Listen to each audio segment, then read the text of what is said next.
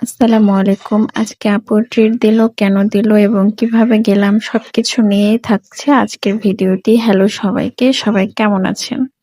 Office থেকে বের হয়ে আমরা নাহিদ আপুকে সঙ্গে নিয়ে চলে যাচ্ছি বাস স্ট্যান্ডে। ওখান থেকেই যাব রেস্টুরেন্টে। বাস স্ট্যান্ডে এসে দাঁড়ানোর ২-৩ মিনিট পরেই আমরা বাস পেয়ে যাই। তো বাসে উঠে যাই আমরা সবাই। তারপরে বাস থেকে নেমে সরাসরি রেস্টুরেন্টে চলে আসি। এরপরে রেস্টুরেন্টে গিয়ে আপু জিজ্ঞাসা করে যে কি খাবো আমরা? তো আমরা বলি যে মোরগ পোলাও। তাই মোরগ পোলাওই অর্ডার করা হয়। এরপরে আমাদের কথা হচ্ছে এখানে মোরগ পোলাওর কে লেগ পিস খাবে এটা নিয়ে। আচ্ছা, কথার মাঝে ছোট্ট করে বলে দেই, আজকে আপু ট্রিট দিচ্ছে কারণ আপুর বাসা আগে ছিল বাড্ডা, এখন আপু মিরপুর শিফট হচ্ছে এটার জন্য।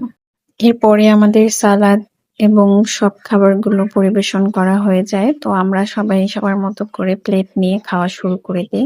খাবারটা অনেক বেশি মজা ছিল। আমরা সবাই অনেক তৃপ্তি নিয়ে খেয়েছি এবং সাথে গল্পও করেছি। আমরা একসাথে হলে অনেক বেশি গল্প করে থাকি। সেটা খাবারের মধ্যে হোক বা বাহিরে হোক সবসময়।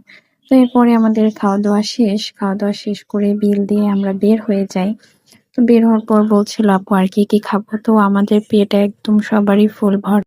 এরপর আমরা একটু হাঁটাহাঁটি করে একটু গল্পগুজব করে নাহিদ আপু চলে যায়। এরপরে মীরা আপুও চলে যায়। এরপর আমার হাসব্যান্ড আমাকে নিতে আসে। তো এই তো নিতে আসার পরে যখন গাড়িতে উঠি এরপরে সামনে গিয়ে দেখি জ্যাম।